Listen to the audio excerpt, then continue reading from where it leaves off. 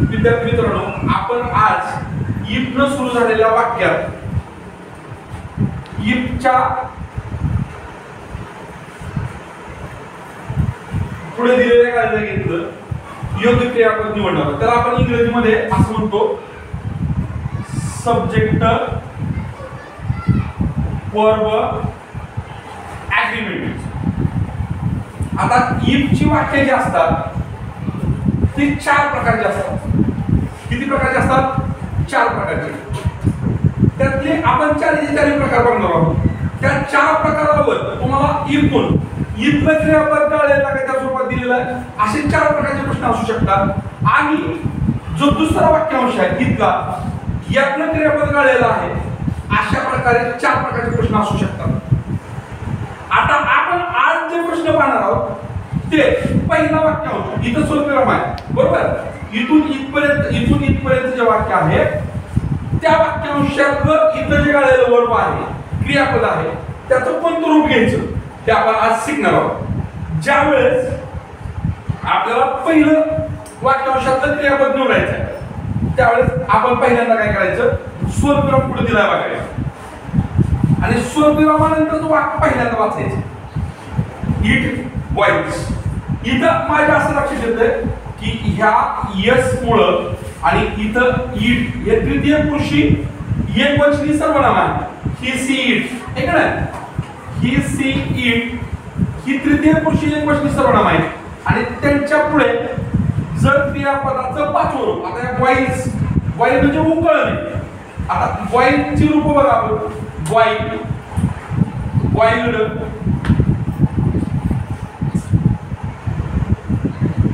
Boiled boiled boiling आणि boils. आपण ज्यावेळेस काळ शिकलो होतो गेल्या वर्षी 6वीत असताना त्यावेळेस मी तुम्हाला सांगितलं होतं की हे पहिलं रूप आणि पाचवं रूप आपण साध्या वर्तमानकाळात वापरतो. त्यात पण या पाचव्या रूपाला आपण खूप लिमिटेड प्रकारे वापरतो. कुठं वापरतो? He she it third personal singular pronoun तृतीय पुरुषी एकवचनी सर्वनाम किंवा एखादा करता जो एकवचनी आला एखाद्या व्यक्तीचं नाव दिले एकवचनी दिले आणि काळ त्याचा आपल्या साधा वर्तमानकाळात अशा शेड्यूल वापरतो.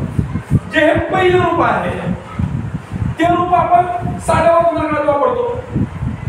पहिलं रूप आपण आणखी एका ठिकाणी वापरतो तो म्हणजे साधा भविष्यकाळ. पण साध्या भविष्यकाळात आपण याला जोडीला आपण देतो विल किंवा पारंपरिक पद्धतीनं शाल. म्हणजे आता मॉडर्न इंग्लिश मध्ये शालचा वापर जवळजवळ कमी झाला नगण्य आहे. पण ट्रॅडिशनल म्हणजे पारंपरिक जुन्या इंग्लिश मध्ये शाल पण वापरत होती आणि विल पण वापरतो.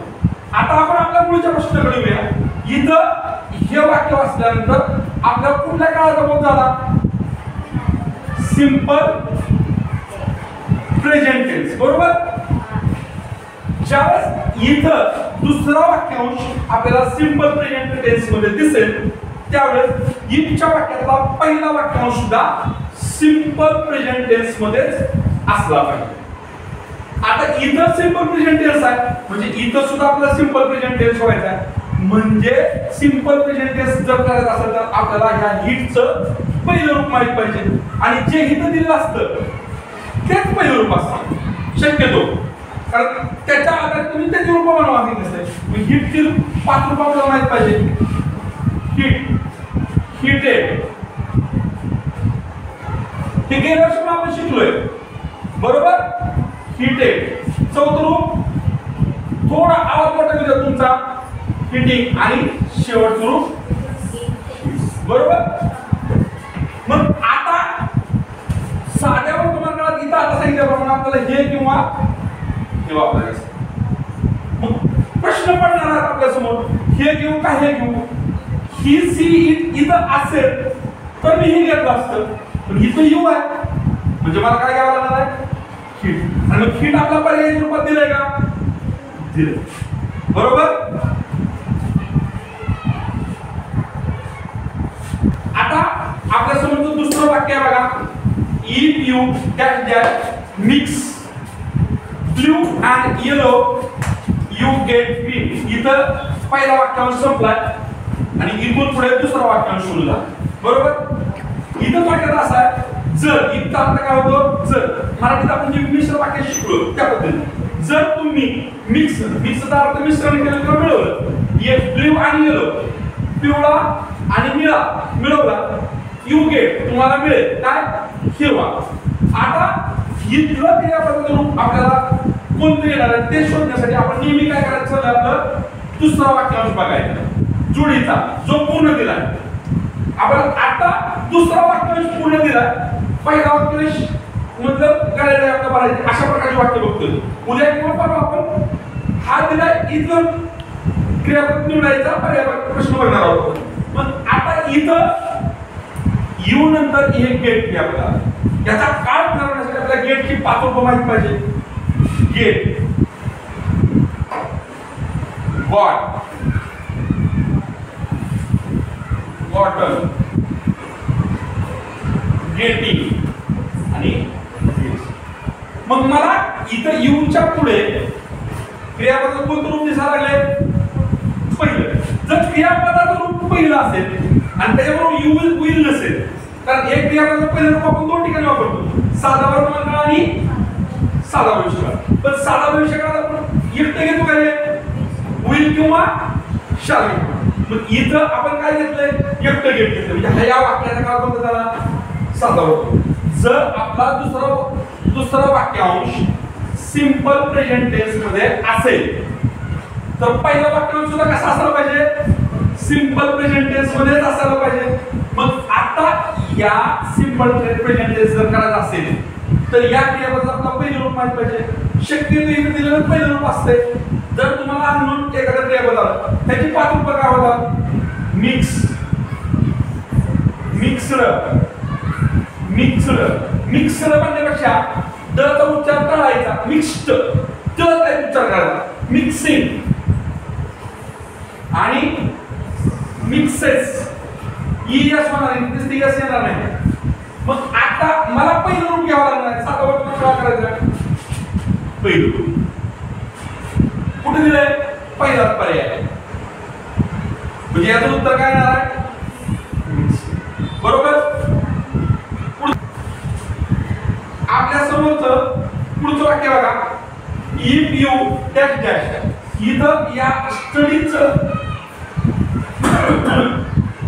योग्य रूप वापरायचं आपल्याला, रेग्युलरली. इथं रेग्युलरली याचा अर्थ एक प्रकारे सवयी, आणि सवयी जर वर्तमान काळात असेल तर नेहमी तो साधा वर्तमान काळ असतो. डेली, रेग्युलरली, युजली असे शब्द आले तर साधा वर्तमान काळ किंवा तीच सवय भूतकाळाची दाखवायची तर साधा भूतकाळ असतो. आता आपल्याला पुढे जायचं आहे. पहिला वाक्यांश शब्द इथं समजा, दुसरा वाक्यांश बघा, यू गेट बेटर ग्रेड्स. आता ग्रेड्स म्हणजे काय, मार्क किंवा गुण. याचा मराठीत अर्थ काय होतो, जर तुम्ही व्यवस्थित अभ्यास केला, नियमितपणे अभ्यास केला तर तुम्हाला चांगले मार्क मिळतील. हे वास्तव आहे, बरोबर आहे, एक फॅक्ट आहे, एक विधान आहे, सत्य आहे. मग इथं काळ ओळखताना आपण परत एकदा काय करतो, दुसरा वाक्यांश आपल्याला पूर्ण दिलाय. दिलाय काय, यू. यूच्या पुढे आपला क्रियापद काय आहे, गेट. आणि गेटची 5 रूप आपल्याला माहित आहे, गेट, गॉट,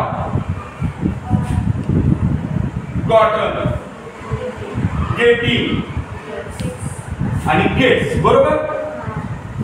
मग इथं जे गेटचं रूप आलंय ते पहिलं आलंय, म्हणजे यू नंतर दुसरा जो वाक्यांश आहे आपला त्याचा काळ कोणता होतो, साधा वर्तमान काळ. तुम्ही थोडं मोठ्यानं बोला, तुमचा आवाज पण जाईल. साधा वर्तमान. जर दुसरं वाक्य साधा वर्तमान काळात असेल तर पहिलं सुद्धा वाक्य कुठल्या काळात असणार आहे, साधा. साधा वर्तमान काळाचं वाक्य म्हणल्यानंतर या स्टडीचं आपल्याला पहिलं रूप माहित पाहिजे. स्टडीचं पहिलं रूप काय आहे, स्टडीज. बरोबर. स्टडीचं पहिलं रूप आपल्याला दिलंय का, दिलंय. याचं दुसरं रूप माहित आहे का, हा, स्टडी. तिसरं रूप स्टडी. चौथं रूप स्टडीइंग आणि स्टडी. बरोबर.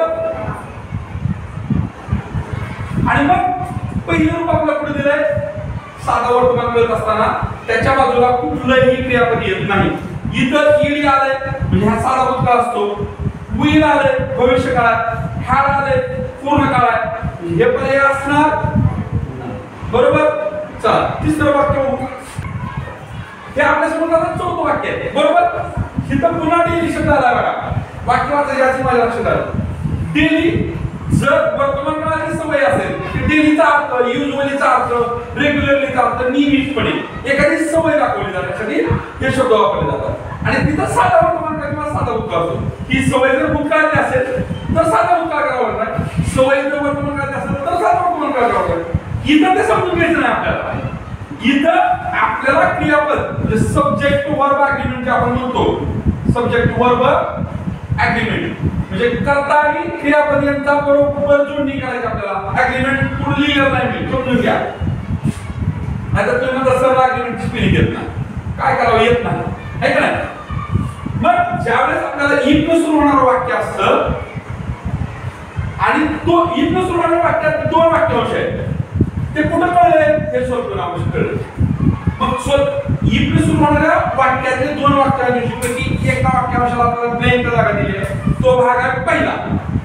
दुसरा भाग जो आहे तो इथून सुरू झाला सोडून पुढे यू फील हेल्दियर. आता वाक्य पण एकदा पहिला होतो इफ यू डॅश डॅश. इथं एक्सरसाइज म्हणजे व्यायाम करणे, त्याचं योग्य रूप वापरायचं. If you exercise daily you feel healthier. तुम्ही जर व्यायाम केला तर तुम्हाला आरोग्यदायी आयुष्य भेटतो किंवा आरोग्यदायी तुम्हाला वाटेल. फील म्हणजे वाटणे. मग इथं एक दाखवलं एका गोष्टीचा एक परिणाम होतो, असं केलं तर तसं होतं. हे सत्य आहे किंवा हा फॅक्ट आहे आणि फॅक्ट नेहमी साध्या वर्तमानाला दाखवतात. मग हे वाक्य दुसरं वाक्य सुद्धा आपल्या साध्या वर्तमानाला आहे. कशामुळे आलं? यू नंतर क्रियापदाला बदलला कोण आलं नाही, बिलला बदलला कोण आलं नाही. इज या मार was were, will be shall be नाही बरोबर. दुसरं हॅव हॅज हॅड नाही, विल हॅव नाही, विल हॅज नाही, शॅल हॅव नाही, शॅल हॅज नाही. म्हणजे क्रियापदाला बदलला कोण आलं असेल तर साधा काळ असतो. आणि त्या साध्या काळात पुन्हा जर पहिलं रूप असेल तर साधा वर्तमान काळ, आणि साध्या वर्तमान काळात जर पहिल्या रूपाबरोबर विल आला असेल तर तो साधा भविष्य काळ असतो. इथं फिर एकटा आले, मग फिर क्रियापदाचे आपल्याला पाच रूप माहिती पाहिजे. पहिल्यांदा फील,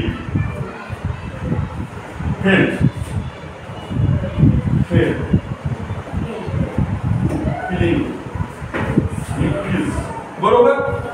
मग पहिलं रूप आले म्हणजे हा काळ कोणता झाला? यू पासून पुढचा सिंपल प्रेझेंट.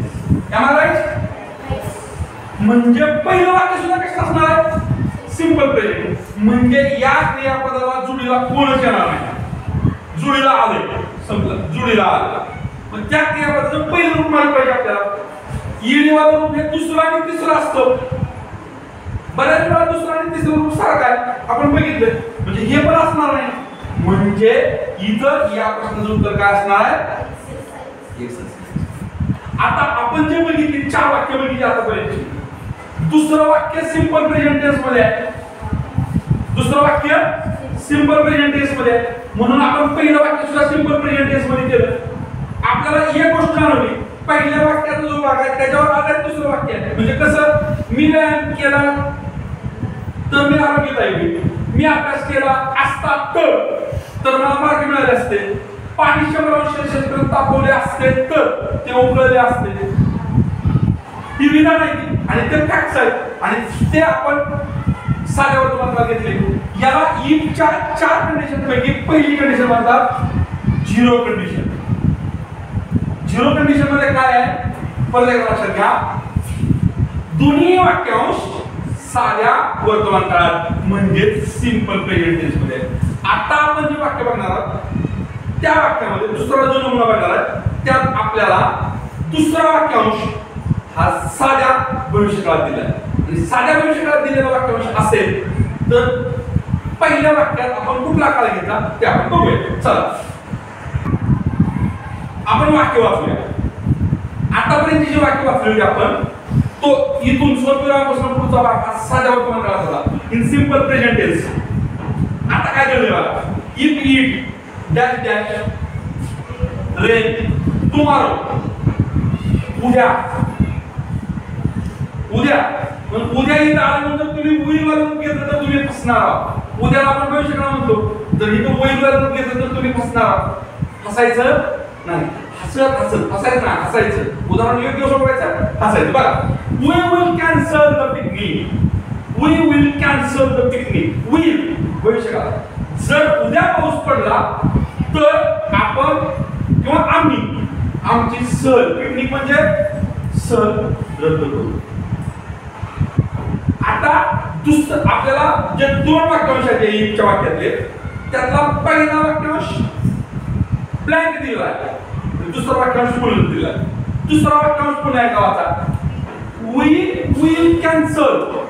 आता आपण आधीची चार वाक्याची बघितली, त्यात आपण म्हणलो होतो बघा, क्रियापदाचं पहिलं रूप,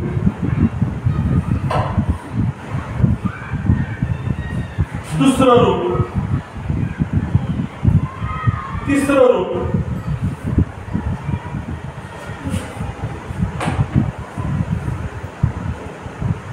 आणि चौथं रूप आणि पाचवं रूप.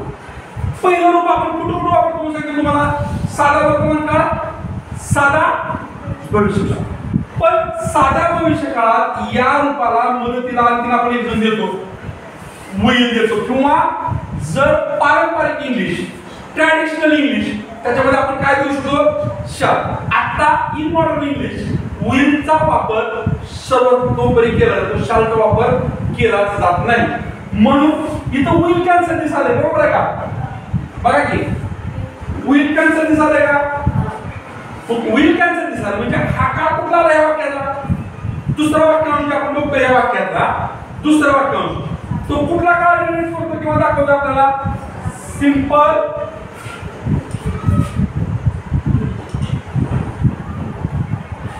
कुठे म्हणू नका, फ्युचर. ज्या शब्दामध्ये टी नंतर यू आर ई येतं त्याचा उच्चार च असा होतो.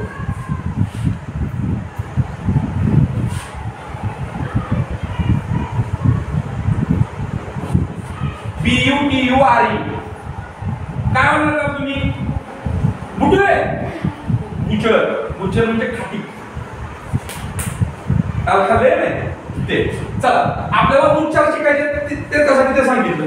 आता सिंपल फ्युचर, दुसरं वाक्य जर सिंपल फ्युचर असेल तर काय करायचं? मग आपण काय केलं, दुसरं वाक्य सिंपल प्रेझेंट होतं, पहिलं वाक्य सिंपल प्रेझेंट केलं. इथं दुसरं वाक्य सिंपल प्रेझेंट आहे का सिंपल फ्युचर आहे? सिंपल. मग आता पहिलं वाक्य काय करायचं? जर तुम्ही सिंपल फ्युचर दुसरं वाक्य आहे असेल तर पहिलं सिंपल फ्युचर करायला गेला तर तुम्ही फसला. सिंपल फ्युचर करायचं, सिंपल प्रेझेंटच करायचं. आणि सिंपल प्रेझेंट करायचं म्हणल्यानंतर याचं पहिलं रूप किंवा पाचवं रूप वापरायचं. पहिलं रूप आणि पाचवं रूप. पाचवं रूप कधी वापरायचं? ही सी ईच्या इथं कोण आलंय? म्हणजे इथं पण रूप वापरावं लागेल. रेनचं रेन, रेनड, रेन, रेनिंग आणि रेन्स. कुठलं रूप आहे बाबा? हाय का पर्याय रेन्स? म्हणजे आता आपण हे जे पाचवं वाक्य पाहायला आलोय त्याच्यामध्ये आपल्याला असं दिसलं, वाक्यांश दुसरा जो आहे जो पूर्ण दिला आपल्याला त्याच्यामध्ये आपल्याला सिंपल फ्युचर टेन्स डिनोट होते किंवा दिसतोय, बरोबर? त्यावेळेस आपण पहिला वाक्यांशाला काय केलं? सिंपल प्रेझेंट टेन्स केलं. म्हणजे इफच्या वाक्यात दोन वाक्यांश जे आहेत त्यातला पहिला वाक्यांश सिंपल प्रेझेंट टेन्स दोन वेळा असू शकतो. कधी कधी पहिलं वाक्य सिंपल प्रेझेंट टेन्स मध्ये वाक्यांश म्हणून वाक्य म्हणण्यापेक्षा कधी कधी असू शकतो दुसरा वाक्यांश सिंपल प्रेझेंट टेन्स मध्ये असेल तेव्हा आणि दुसरा वाक्यांश सिंपल फ्युचर टेन्स मध्ये असेल तेव्हा. म्हणजे विल तिसरं की इकडे सिंपल प्रेझेंट, बरोबर? चला आता पुढचं वाक्य बघू. किती झाले वाक्य? एकच झाले ना. आता आपण दुसरं वाक्य घेऊ. दुसरं वाक्य घ्यायचं आपल्याला.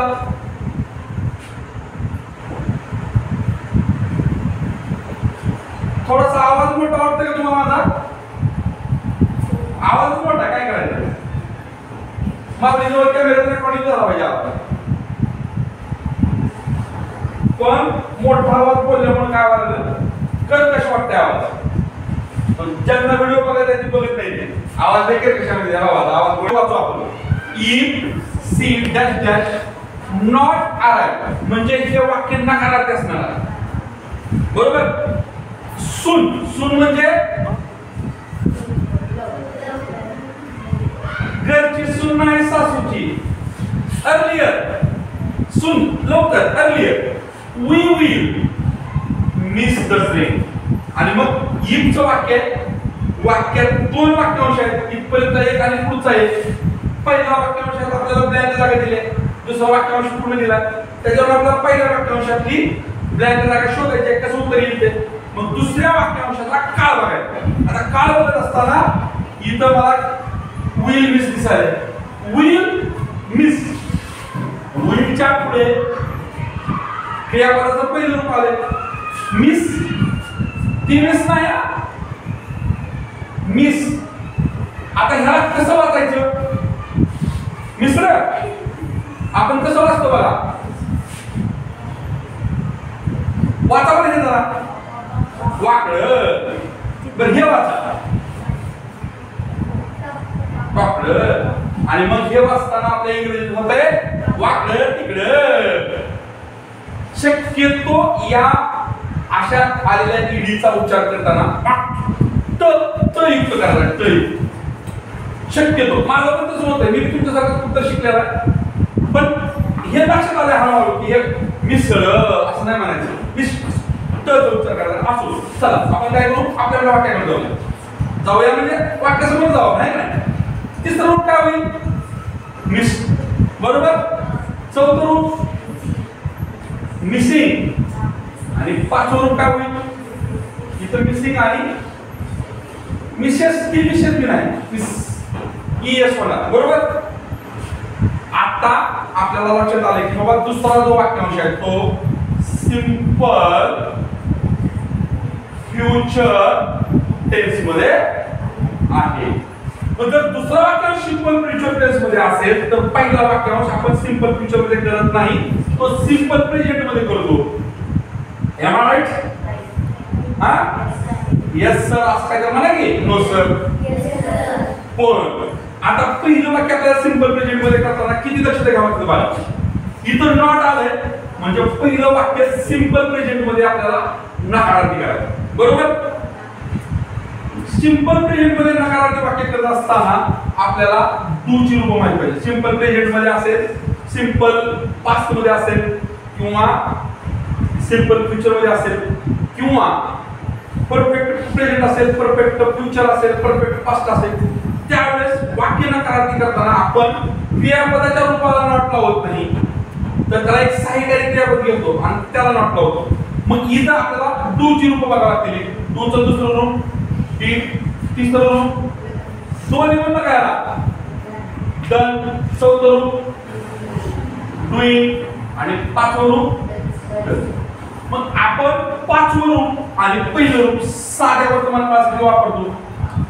पण पाचवं रूप साध्या वर्तमान काळात वापरताना फक्त त्याची जोडी आपण ही, सी आणि इट यांच्या बरोबर लावतो. आणि ही सी यांच्या बरोबर जोडी लावत असताना आणखीन एक माणूस जो तृतीय पुरुषी एकवचनी आहे, एखाद्या व्यक्तीचं नाव दिलं असेल, तो करता एकवचनी असेल तर त्याच्या पुढे सुद्धा आपण हे घेतो. आता जर आपण हे सहाय्यकारी क्रियापद तिसऱ्या रूपात घेतलं असेल तर या तिसऱ्या रूपात घ्यायची गरज आहे का? नाही. मग वाक्य काय होणार आहे? तिसरं रूप काय घेतलं? डज. नकार दाखवण्यासाठी नॉट. आणि याचं पाचवं रूप किंवा पहिलं रूप, पाचवं करायची गरज नाही, पहिलं रूप घ्यावं लागेल. आता तुम्ही म्हणाल सर असा पर्यायच नाही, डज नॉट अराइव्ह पर्यायच नाही की सर. तर आपण जे कॉन्ट्राडिक्शन फॉर्म शिकलोय, ऍप्लिकेशन फॉर्म शिकलोय, त्याच्यामध्ये या डज नॉटचा आपण काय म्हणतोय? डझंट. आणि मग डझंट अराइव्ह पर्याय आहे first option. There it is. Next question. वाक्य वाचूया. मोठे वाक्य वाचा. If I dash dash win the lottery. Lottery माहिती आहे ना. I will travel the world. आपण इफ ची वाक्य शिकायला लागलो. इफ च्या वाक्यात जर दोन वाक्यांश असतील तर आज आपण दोन म्हणून बघायला तर काय केलंय. पहिलं वाक्यांशात ब्लँक दिले बरोबर. दुसरा वाक्यांश पूर्ण दिलाय. मग आपण आधी दुसरा वाक्यांश वाचणार. दुसरा वाक्यांश पुन्हा एकदा वाचू. I will travel the world.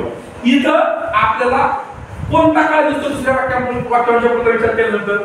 Will आले म्हणजे फ्युचर टेन्स आहे आणि त्याच्या पुढे क्रियापदाचं पहिलं रूप आलंय म्हणजे कोणता काळ झाला. सिंपल. सिंपल कुठून आहे. फ्युचर टेन्स बरोबर. बघा NATURE TURE टीच्या पुढे URE आला की त्याचा उच्चार च. नेचर फ्युचर फ्युचर त्या पद्धतीने. मग आता आपल्याला ट्रॅव्हलची 5 रुपये लिहून टाकायची गरज आहे का तुम्हाला आता. मग आता आपल्याला कळलंय की दुसरा वाक्यांश जो आहे तो सिंपल फ्युचर टेन्स. जर दुसरा वाक्यांश सिंपल फ्युचर टेन्स मध्ये असेल तर पहिला वाक्यांश सिंपल प्रेझेंट टेन्स मध्येच असणार. आणि सिंपल प्रेझेंट टेन्स मध्ये इथं नकार दिलाय का आपल्याला नाही. म्हणजे क्रियापदाचं पहिलं रूप येणार आहे. मग पहिल्या क्रियापदाच्या 5 रूप माहित पाहिजे आपल्याला. विन ओन ओन विनिंग आणि विन्स. कधी कधी माझं चुकल मला सांगा जावा तुम्ही हुशार माझ्यापेक्षा. मग इथं आता आपण सांगितल्याप्रमाणे सिंपल प्रेझेंट टेन्स मध्ये या दोन्हीचं वाक्य वापरतो. क्रियापदाचं रूप वापरतो पहिले किंवा पाचवं. इथं पण तो वापरायचा ते ठरवावं लागणार आपल्याला. आय हे फक्त आपण कुठं वापरतो. ही सी इट आणि एखादं तृतीय पुरुष एकवचन म्हणजे एखाद्या व्यक्तीचं एखाद्या वस्तूचं एखाद्या गावाचं इमारतीचं नाव असं दिलं असेल करता म्हणून एकवचनी करता आला असेल तर तो वापरतो. तिथं आय आलंय म्हणजे तिथं काय येणार आहे. कुठलं रूप येणार आहे. विल. बरोबर आहे का. जर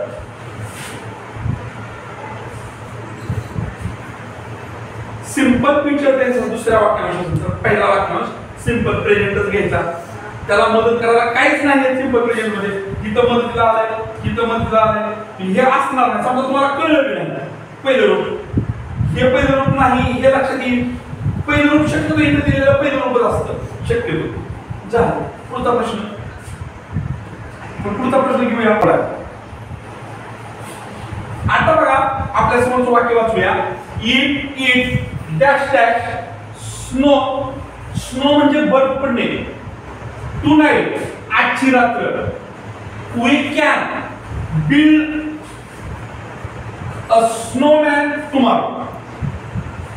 जर आजच्या रात्री बर्फ पडलं तर उद्या आपण स्नोमॅन बिल्ड म्हणजे बांधू. आता इथं आपल्याला पहिल्या वाक्यांशात ब्लँक जागा दिलेली आहे. मग इतकी वेळी आपण दोन उदाहरण बघितली त्यात आपल्याला साधा भूतकाळ दिसतो सॉरी साधा भविष्यकाळ दिसत होता. इथं टुमारो आलाय का उद्या. विल आलं नाही पण कॅनचं पहिलं रूप आलंय. कॅनचं दुसरे रूप आहे पुढ आणि त्याच्या पुढे मुख्य क्रियापदाचं पहिलं रूप आलंय. म्हणजे हा काळ सुद्धा कुठला काळ आहे. सिंपल सिंपल फ्युचर टेन्स आहे. बरोबर आहे का. बोलत जावा रे कधी मध्ये सिंपल फ्युचर टेन्स आहे. बरोबर. जर दुसरा वाक्यांश सिंपल फ्युचर टेन्स मधला असेल तर पहिला वाक्यांश सिंपल प्रेझेंट टेन्स. आता सिंपल प्रेझेंट टेन्स जर करायचा म्हणलं तर ह्याची आपल्याला 5 रूप माहित पाहिजे.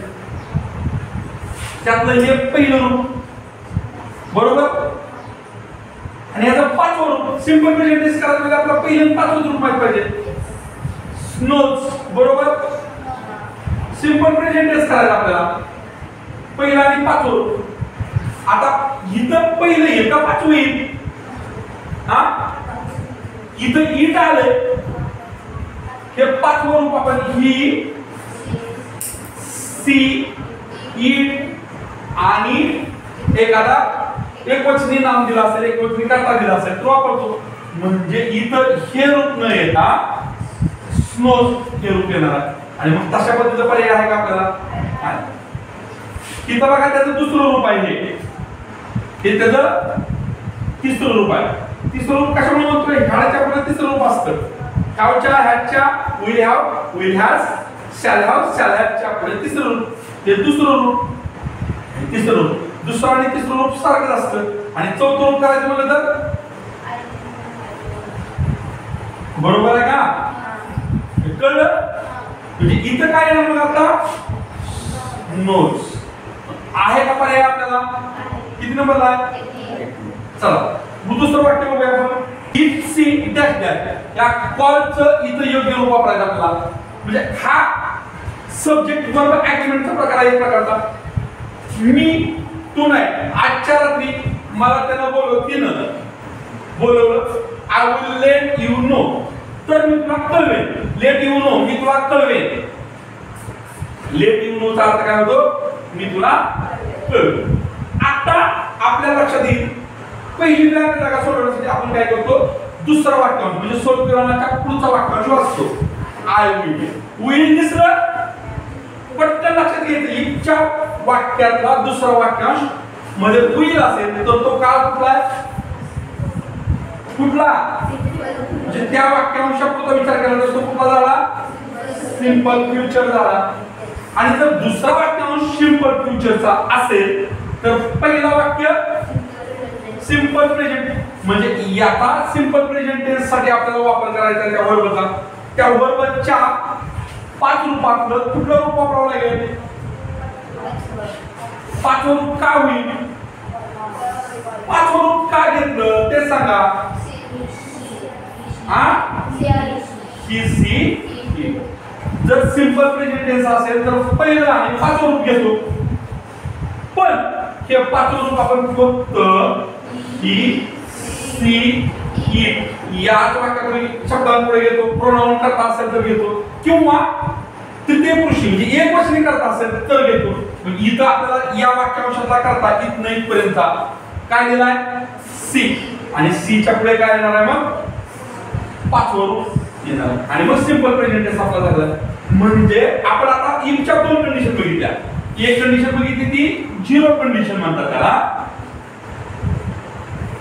आणि जी दुसरी बघितली त्याला म्हणतात फर्स्ट कंडिशन.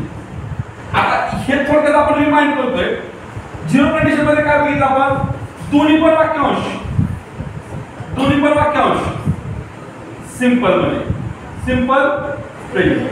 पण इथं हे सिंपल प्रेझेंट मध्ये बरोबर आणि हिकडलं सिंपल फ्युचर. चला आता आपण तिसरा इफच्या वाक्यातला तिसरा प्रकार बघणार. त्याला आपण सेकंड कंडिशन.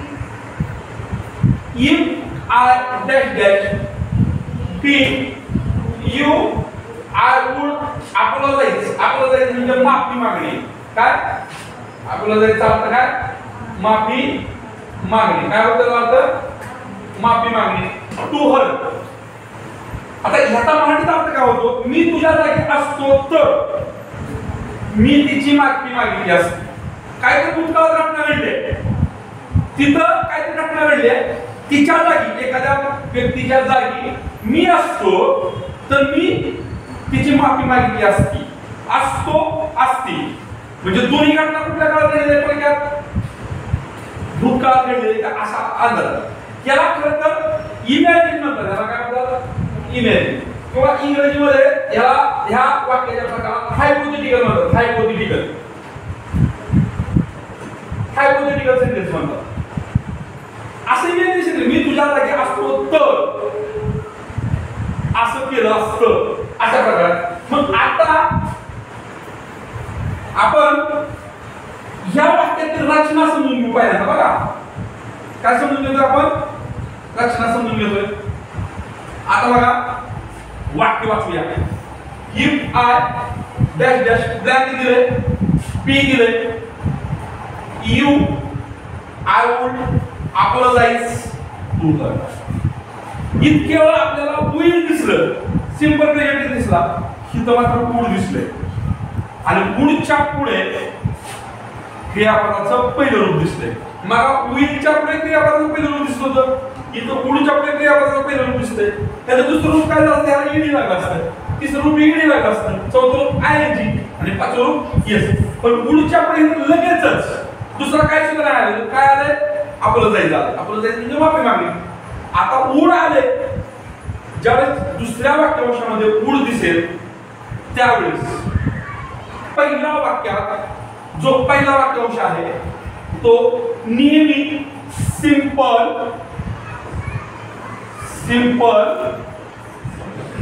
पास्ट टेन्स मध्ये घ्यायचा, बरोबर. आणि मग तुम्हाला मी सिंपल पास्ट टेन्सची एक गोष्ट सांगितली होती बघा. जर वाक्यात इज एम आर ऑज वेअर आलं आणि त्याच्या पुढे क्रियापदाला आयएनजी वाला रूप असणारं क्रियापद नसेल तर ते काळ कुठे असतात, जरी इज आलं तरी साधे असतात म्हणून सांगितलं नाही. आता इथं बी म्हणजे काय, या बी ची रूप वापरायचं आपल्याला. बी ची रूप समजून घ्या पहिल्यांदा. बी चं रूप एम आहे, इज आहे, आर, ऑज आहे, वेअर आणि विल आणि शॅल. आता आपल्याला सिंपल प्रेझेंट टेन्स करायचा. सिंपल सॉरी प्रेझेंट नाही, नंतर करायचा पास्ट करायचा. पण सिंपल पास्ट करायचं म्हणजे ही क्रियापद आपल्याला बी ची उपयोगी आहे का नाही. म्हणजे आता क्रियापद उपयोगी कोणती ती, ऑज वेअर. मग ऑज बी पर्याय दिलंय, वेअर बी दिलंय.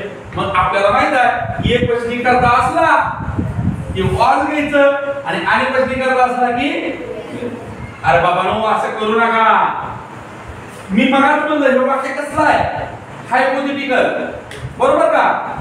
हायपोथेटिकल किंवा इमेजिनरी वाक्य आहे. इथं वाचा संबंध येत नाही. कुठलाही करता असू द्या, कुठलाही म्हणजे कोणता, I will, you he she it यापैकी कुठलाही किंवा दे कुठलाही करता असतो. हे काय तरी सगळं लिहिले आपण सर्वनाम आहे, बरोबर आहे का. एकवचनी अनेकवचनी, एकवचनी अनेकवचनी, एकवचनी अनेकवचनी. ह्याला म्हणायचं फर्स्ट पर्सन, ह्याला म्हणायचं सिंगल सेकंड पर्सन, ह्याला म्हणायचं थर्ड पर्सन. कुठलाही करता प्रोनाउनच्या रूपाला आला असेल किंवा व्यक्तीच्या नावाला आला असेल तिथं काय घ्यायचं, एकवचनी असो किंवा अनेकवचनी असो काय घ्यायचं. कधी इथं वुड दिसलंय, वुडच्या पुढे क्रियापदाचं पहिलं रूप दिसलंय हा, आणि इथं मात्र एकवचनी किंवा अनेकवचनी करता असेल बी चं रूप वापरायचं तर काय वापरायचं, वेअर वापरायचं. लक्षात आलं. याला इफच्या वाक्यातलं first condition sorry second condition वाक्य म्हणतात. आपण दुसरं वाक्य बघूया. आता आपल्या समोरचं पुढचं वाक्य काय बघा. If we dash dash leave, leave म्हणजे सोडणे थोडक्यात किंवा सोडून जाणे. Earlier we wouldn't be stuck in traffic now. जर आपण लवकर गेलो असतो, सोडलं असतं, एखाद्या ठिकाण सोडलं असतं तर आपण ट्रॅफिक मध्ये अडकलो नसतो. आता वाक्य ट्रॅफिक मध्ये अडकलो नसतो. आता इफचं वाक्य, इफचं सोडवणार वाक्य दोन वाक्यांश आहेत. तिथपर्यंत एक वाक्यांश आहे, तिथून पुढे दुसरा वाक्यांश आहे. पहिला वाक्यांश ब्लँक दिला, दुसरा वाक्यांश पूर्ण दिला. पहिल्या वाक्यांशात ब्लँक जागेचं काय येतंय ते शोधण्यासाठी आपण काय करतो, दुसरा वाक्यांश पूर्ण वाचतो. वी वुड नॉट, हे वुड नॉट आहे ना, आपण कॉन्ट्राडिक्शन फॉर्म मध्ये बघितलंय ना, रांगोळी पण काय लिहिली आहे, वुड नॉट डिस्टर्ब. म्हणजे हा प्रकार झाला. वुडच्या पुढे डायरेक्ट क्रियापद पहिलं रूप आलंय का बघा, आलंय का. मग वुडच्या पुढे दुसरा कुठलाही शब्द याचा क्रियापद डायरेक्ट रूप आलंय. हा नकारात्मक नोट आलेला आहे. या शब्दाकडे बघू नका.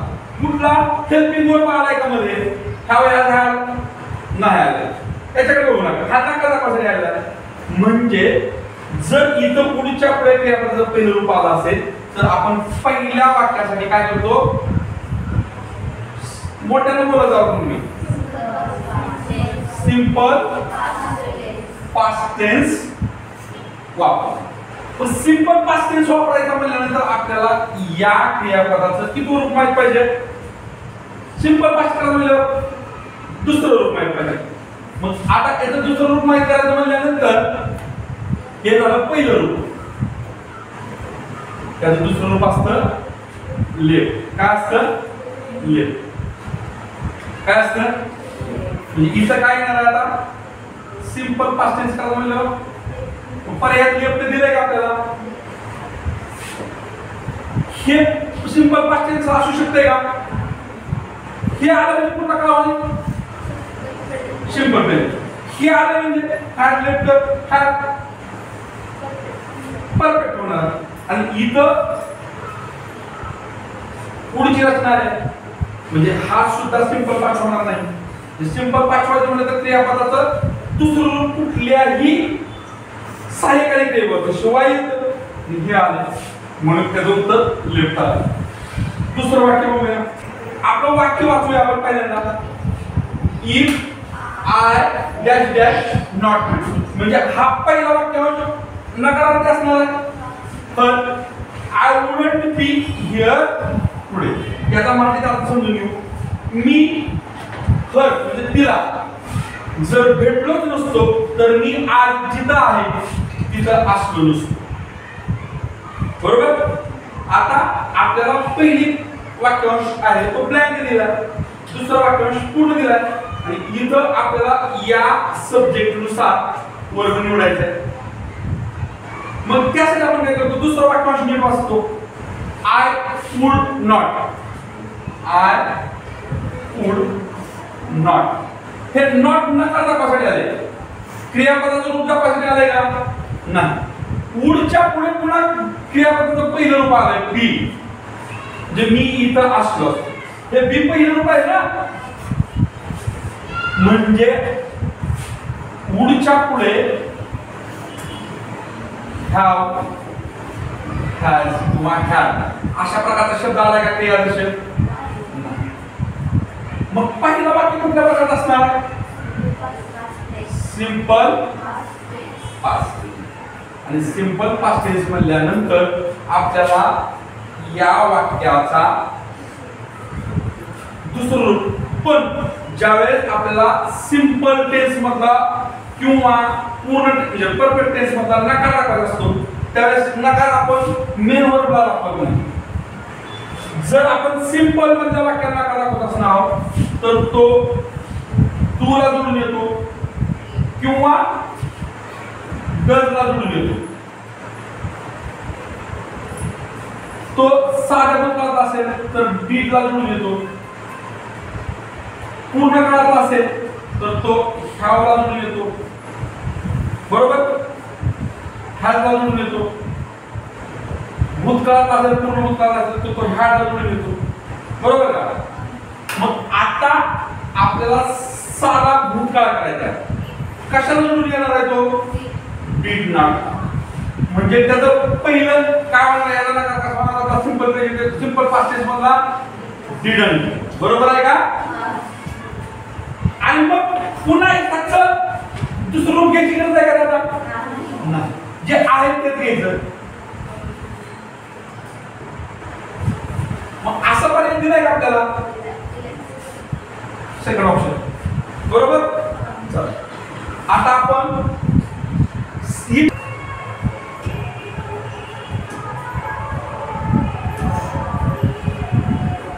7 वाक्य दिलेत आपल्याला. किती 7 आहे का 5 आहे. 5 आहे का 7 आहे 5 आहे ना. किती का असणार जाऊ थोडा. हे खूप छान आहे समजून घ्या. हे जिथे जिथे इंग्रजी ग्रामरचा प्रश्न असतो आता फरक लक्षात घ्या. आता तिसरा प्रकार जो बघितला आपण त्यातला ह्यातला फरक लक्षात घेऊ आपण. वाक्य वाचा. If I dash dash study harder I would have passed the exam. मी अधिक अभ्यास केला. हार्डर म्हणजे जास्त ताकद लावून अभ्यास केला असता तर मी पास झालो असतो. आता आपल्याला इफच्या वाक्यातला प्रकार होतोय. पहिला वाक्यांश आपल्याला ब्लँक दिलाय, दुसरा वाक्यांश आपण अभ्यासणार आणि त्याच्यानंतर आपण ठरवणार पुढे काय. आता बघा दुसरा वाक्यांश वाचू आपण. आर मूळ ह्याव पासन दुसऱ्या वाक्यांशात आपल्याला काय आले बघा. मूळ आले, त्याच्या पुढे ह्याव आले, त्याच्या पुढे पुन्हा पासन आले. आले का? हा ह्याव पासलं ह्याचा अर्थ काय होतो? परफेक्ट आहे. बरोबर आहे का? परफेक्ट प्रेझेंटची थोडक्यात रचना आहे. बरोबर आहे? जर उडच्या पुढे मग आपण मी तीन वाक्य जे सांगितली उडची तिथे तुम्हाला सांगतो बघा. उडच्या पुढे काय आले, काय आले, काय आले. उडच्या पुढे इथं काय आले, या इथं या दुसऱ्या वाक्यात उडच्या पुढे कधी ह्या आणि कधी हा देऊ शकतो. ह्याच कधी येणार आहे? करता बघू बदलून. करता जर इथं ही सी एक किंवा एकवचनी करता असेल तर हा देणार आहे. आणि मग त्याच्या पुढे पुन्हा पाचचं तिसरं रूप आले. पाच पार्टिसिपल म्हणतात त्याला इंग्लिश मध्ये. ते आले म्हणजे जर असं असेल उडच्या पुढे ह्याव आणि त्याच्या पुढे पाच पार्टिसिपल म्हणजे तिसरं रूप आलं असेल तर इथं पहिल्या झटक्यात आपण हॅड घ्यायचं. हाडवाला पर्याय एकच आहे. आणि हॅडच्या पुढे आपल्याला माहित आहे ह्याचं किती रूप असतं? तिसरं रूप. हॅडच्या पुढे काय असतं? तिसरं रूप असतं. त्या वायचं स्टडी मधलं तिसरं रूप कसं होणार बघा. वायचं हे आय होतं आणि पुढे ईडी म्हणजेच काय झालं? स्टडी. बरोबर आहे का? चला आता दुसरं वाक्य बघू आपण. वाक्य बघा पुढचं काय आहे. If I dash dash know जो रूप वापरायचं आपल्याला. हिज ॲड्रेस म्हणजे पत्ता. ॲड्रेस म्हणजे काय? पत्ता. हिज म्हणजे त्याचा. I would have sent him त्याला an invitation आमंत्रण. इन्व्हिटेशन म्हणजे काय? आमंत्रण. मला जर त्याचा पत्ता माहित असता तर मी त्याला आमंत्रण पाठवले असते. अशा प्रकारचं वाक्य. आता आपल्याला इफच्या वाक्यातलं पहिला वाक्यांश ब्लँक दिलाय तिथं आपल्याला वर्ब निवडायचा आहे. दुसरं वाक्य म्हणजे स्वरूपानंतर वाक्यांश वाचायचा. I would have sent. बरोबर आहे का? आता इथं बघा उड आले, उडच्या पुढे ह्याव आले. हे ह्याव का आलं तर इथं आय असल्यामुळे सेंट. आता सेंट हे तिसरं रूप आहे. त्याला इंग्लिश मध्ये पास्ट पार्टिसिपल म्हणतात. कशाचं?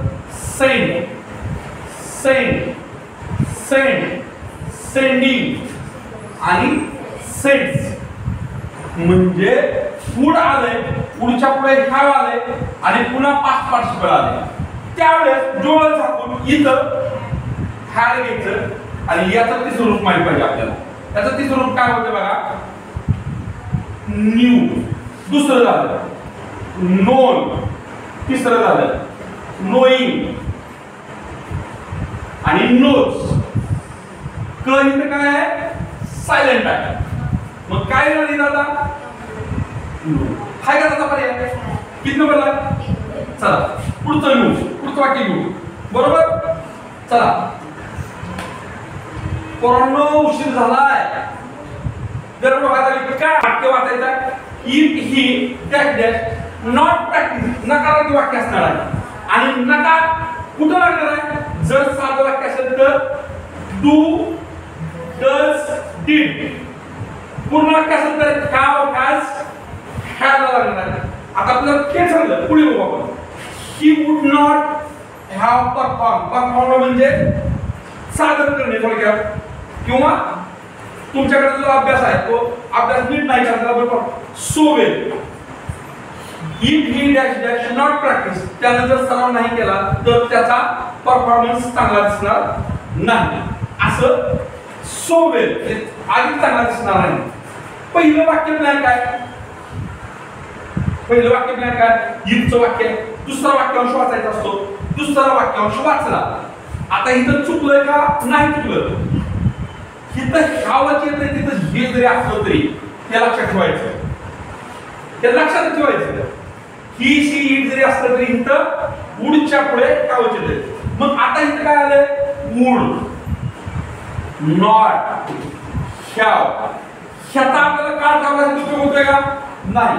ह्याव आणि त्याच्या पुढे पास्ट पार्टिसिपल आले का परफॉर्मन्स? पास्ट पार्टिसिपल म्हणजे तिसरं रूप आले. ज्यावेळेस वुडच्या पुढे ह्याव पास्ट पार्टिसिपल येतं त्यावेळेस पहिल्या वाक्यात आपण काय घेतो? पहिलं वाक्य परफेक्ट पास्ट टेन्स मध्ये घेतो. आता परफेक्ट पास्ट टेन्स करायला ह्याला काय घ्यायला पाहिजे? ह्या नॉट साठी इथं काय घ्यावं लागेल? नॉट. आणि ह्याचं तिसरं रूप काय होणार आहे? प्रॅक्टिस. बरोबर आहे का? प्रॅक्टिस. हॅड नॉट प्रॅक्टिस आहे का बरे? कुठं आहे? चला पुढचं वाक्य बघूया. वाक्य बघूया. If they dash dash not forget the map. Map म्हणजे नकाशा. They wouldn't have gotten lost म्हणजे ते हरवले गेले नसते. कधी त्यांनी जर पत्ता फॉरगेट म्हणजे पत्ता फॉरगेट म्हणजे विसरणे. मॅप म्हणजे नकाशा. गॉटन लॉस्ट म्हणजे हरवलं जाणं कुठेतरी. आता त्यांना जर नकाशा त्यांचा विसरला नसता तर ते फिरताना चुकले नसते. आता आपलं इफचं वाक्य आहे. दोन वाक्यांश आहेत. इथं स्वल्पविरामापासून आधी एक, स्वल्पविरामापासून पुढचा एक. स्वल्पविरामापासूनचा आधीचा वाक्यांश तयार केलेला आहे. मग तिथं काय येतं त्या बघासाठी आपण इथं येतो. इथं वुड नॉट आले का? Would not. वुड नॉटच्या पुढे ह्याव आले म्हणजे ह्याचा सगळ्यासाठी विषय वुडच्या पुढे ह्याव आलं आणि ह्यावच्या पुढे पुन्हा गेटचं तिसरं रूप म्हणजे त्याला आपण पीपी म्हणतो आलं. मग जर असं झालं असेल वुडच्या पुढे ह्याव, ह्यावच्या पुढे पास्ट पार्टिसिपल तिसरं रूप, तर आपण इथं काय करतो? कुठला काय घेतो? खाली घेतो का? काळ कुठला घेतो? परफेक्ट पास्ट टेन्स घेतो. आणि परफेक्ट पास्ट टेन्स करण्यासाठी आपल्याला टू हॅवचं कुठलं रूप घ्यावं लागेल? हॅड घ्यावं लागेल. हा नकार दाखवायचा, तो नकार ह्याला चिकणार हॅड नॉट. आणि ह्या फरकडचं आपल्याला तिसरं रूप माहित पाहिजे. तिसरं रूप काय होतंय? काय होतंय? अशा पद्धतीने पर्याय आहे का बघा? हे आणि हे असणार किती नंबरला आहे? 3 नंबरला. म्हणजे ह्याचं उत्तर काय असणार आहे? 3 नंबर. ओके चला आणखी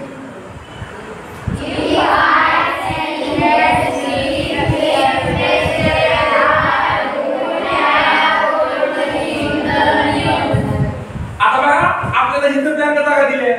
इथे येस्टरडे दिले. मग मी मागे तुम्हाला सांगितलं होतं वाक्यात yesterday, last day, last year, last month, last week की साधा भूतकाळ घेत असतो. साधा भूतकाळ म्हणजे ह्याचं दुसरं रूप आणि ह्याचं दुसरं रूप पर्यायात दिलंय ते निवडलं. तुम्हाला वाटणार सगळी सांगितलं होतं आपण निवडलंय आपलं बरोबर आलंय. पण इथं गंमत काय आहे? हे वाक्य इफच्या कंडिशनचं वाक्य आहे आणि इफच्या कंडिशनच्या वाक्याला वाक्यांश 2 असतात. ते 2 वाक्यांश नीट वाचावे लागतात. पहिला वाक्यांश आपल्याला ब्लँक दिलाय, दुसरा वाक्यांश पूर्ण दिलाय, तो दुसरा वाचावा लागेल. बघा would have told, would have पुढे हॅव आलंय. हे हॅवच येतंय. इथं आय असो ही शी असो हॅवच येतंय. आणि इथं पुढे पीपी आलंय. पीपी म्हणजे काय? Past participle. पास्ट पार्टिसिपल म्हणजे काय? तिसरं रूप. कशात तिसरं रूप आहे? Tell, told, told, telling, telling lies no papa आणि टेल्स. बरोबर आहे का? मग आपल्याला दिसतंय वुड, वुडच्या पुढे हॅव, हॅवच्या पुढे पीपी. जर असं असेल तर इथं आपल्याला काय घेत असतो? परफेक्ट पास्ट टेन्स घेत असतो. आणि परफेक्ट पास्ट करायसाठी आपल्याला पहिल्यांदा काय करायचं? आपण कोणते घ्यायचं? आता नकार आला का इथं? नाही. खाळवाला एकच पर्याय. त्याचं तिसरं रूप येणार ह्याच्या पुढे सी. बघा सी पहिलं रूप. स्वा, सी, सी, सीज. ओके. तर तिसरं रूप घेतलं सी. हॅड सीन हाय काय हॅड सीन हाय चला पुढचा प्रश्न शेवटचा चला आणि ते डायरेक्ट करू if we dash dash not save याचं योग्य क्रियापदाचं रूप आपल्याला इथे घ्यायचं आहे मनी मनी म्हणजे काय पैसा we wouldn't have bought the car जर आम्ही पैसा वाचवला नसता तर आम्ही कार घेतली नसती बॉट बायचं तिसरं रूप आहे बरोबर आहे का हा बरोबर आहे का बोला की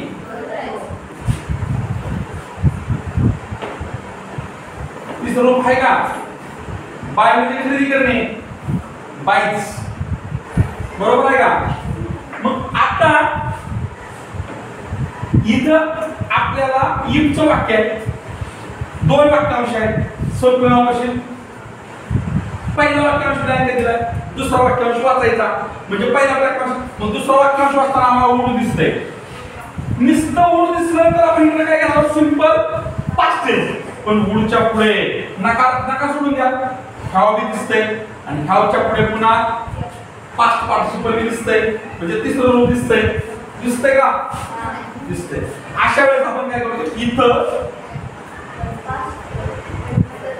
परफेक्ट पास्ट टेन्स घेतो आणि परफेक्ट पास्ट टेन्स जर घेत असू तर हा नकारार्थी करायचा मग नकार ह्याला लावायचा का सहाय्यकारी क्रियापदाला लावायचा मग सहाय्यकारी इथं काय येणार आहे ह्याला नकार लावला काय होणार आहे आणि ह्याचं तिसरं रूप करावं लागेल नाही आता हा सेव हाय का पर्याय किती नंबर आहे अशा प्रकारची ही सगळी इफच्या कंडिशनची वाक्य आहेत याची पीडीएफ तुम्हाला मी ग्रुपवर टाकतो